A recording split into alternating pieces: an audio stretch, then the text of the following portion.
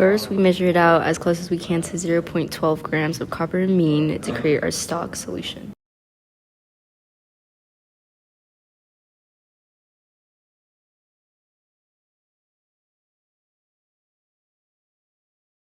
Then we carefully poured the copper amine into the volumetric flask.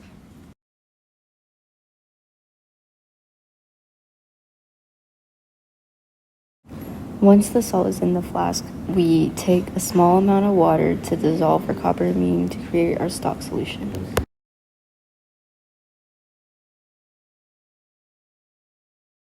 Added concentrated ammonium hydroxide until halfway up the white blob. Now we are adding 10 additional drops of ammonia. Then we filled the flask up to the mark with water.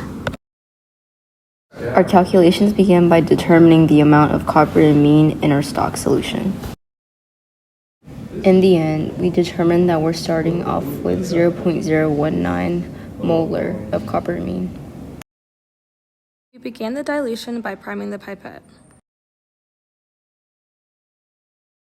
To prime the pipette, you rinse it 3 times with water and coat it 3 times with the stock solution.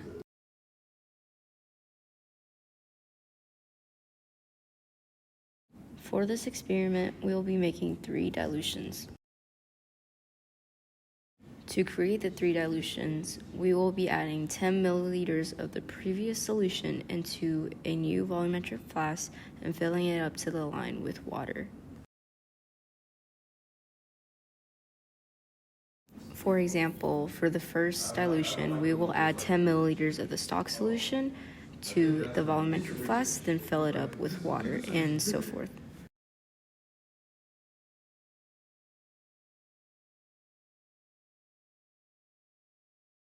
Dilution, we inverted the flask to make sure the solution was mixed thoroughly. After diluting, we used M1V1 equals M2V2 to calculate the individual concentrations of the copper amine in each dilution. We cleaned 4 cuvettes with distilled water to prepare for our spec analysis.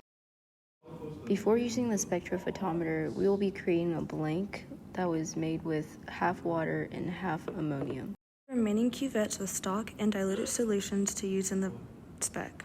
First, clean the outside of the cuvette with the chem wipe. The analysis by inserting the blank to eliminate any other factors that would disturb the absorbance value. First, we will place our stock solution into the spectrophotometer. We can then find at what wavelength our most accepted absorbance values are at. Then we will set our program to that wavelength and find the absorbance of our dilutions at that wavelength.